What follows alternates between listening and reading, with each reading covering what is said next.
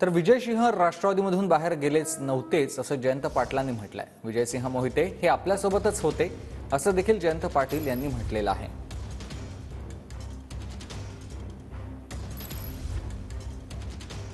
हे सगळे पक्षाच्या बाहेर गेलेले होते, त्यांचं पक्षात पुन्हा आगमन झालं, त्या सगळ्यांचं स्वागत।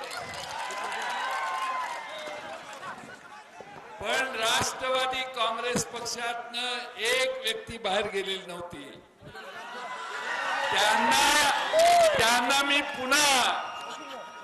पुन्हा ते पक्षातच होते, कधी त्यांनी पक्ष सोडला नाही। त्यांना सगळ्यांच्या वतीनं मी राष्ट्रवादीचा गमछा परत घालतो।